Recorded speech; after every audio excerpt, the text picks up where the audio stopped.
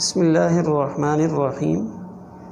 اپنا تعارف کروانا انسانی زندگی کا ایک لازمی حصہ ہے۔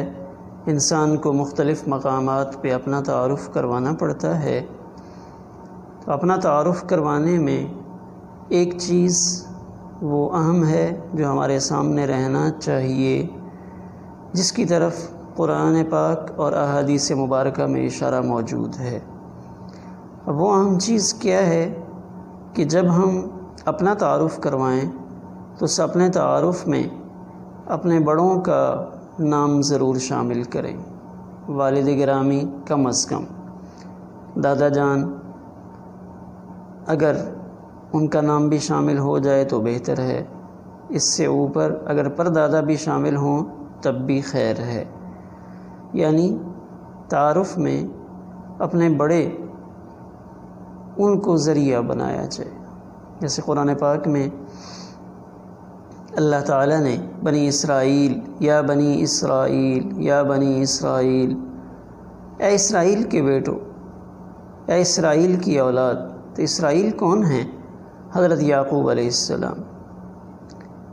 اسرا کا معنی بندہ، ایل کا لفظی معنی اللہ، اللہ کا بندہ یعنی مراد حضرت یعقوب علیہ السلام کہ اے میرے پیارے پیغمبر حضرت یعقوب علیہ السلام کی اولاد۔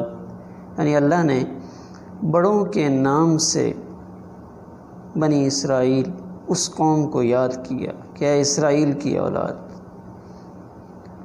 تو تعارف کروانے میں بڑوں کا تذکرہ یہ زیادہ بہتر اور افضل ہے، اور والد کا نام ساتھ ذکر کرنا تو قرآن پاک میں اس کی طرف اشارہ ہے۔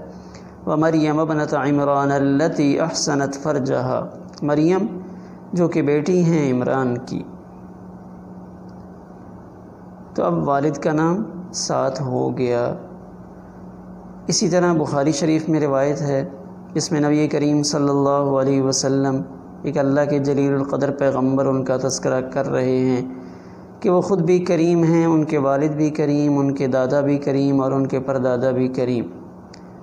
پھر آپ نے اس میں گرامی ارشاد فرمائے حضرت یوسف علیہ السلام کہ حضرت یوسف وہ جلیل القدر پیغمبر ہیں، ان کے والد گرامی کا نام بھی لیا، پھر دادا کا نام لیا، پھر پردادا کا نام لیا، یعنی 4 سلسلوں تک۔ تو گویا کہ اوپر 3 بڑوں کے نام لینا، والد، دادا اور پردادا، یہ ایک مستحسن عمل ہے۔ میں جائز یا ناجائز کی بات نہیں کر رہا، یا فرض اور واجب کی بات بھی نہیں کر رہا، میں تعارف کروانے کا جو بہتر اور مستحسن طریقہ ہے اسلامی تعلیمات کی روح سے، اس کی طرف اشارہ کر رہا ہوں۔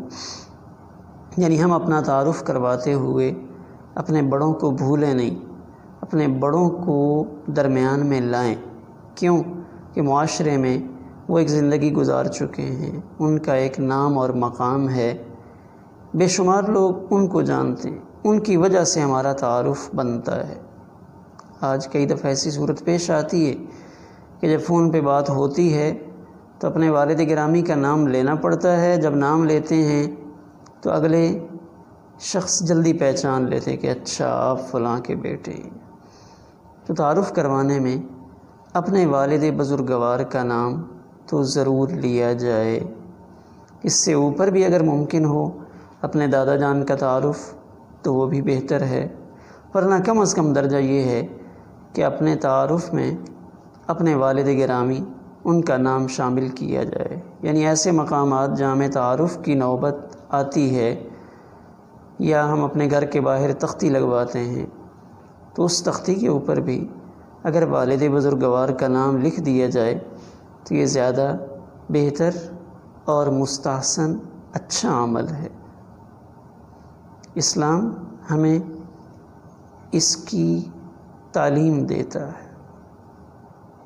حضرت ابوبکر صدیق رضی اللہ تعالی عنہ، ابو بکر ابن ابی قحافہ، عمر ابن الخطاب، عثمان ابن عفان، علی ابن ابی طالب رضی اللہ تعالی عنہم اجمعین کے والد گرامی کا نام ان ہستیوں کے ساتھ آ رہا ہے، اور صحابہ کرام رضوان اللہ علیہم اجمعین، صحابیات رضوان اللہ علیہن اجمعین کو دیکھ لیں تو ان کے اسماء مبارکہ کے ساتھ بھی والد گرامی کا نام آتا ہے۔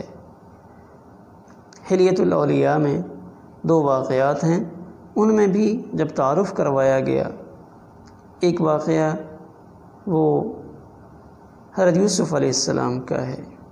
ایک شخص کہتے ہیں میں نے خواب میں ایک زمین دیکھی، جو زمین دنیا نہیں تھی، وہ کوئی اور اچھی جگہ تھی، بہت خوبصورت جگہ۔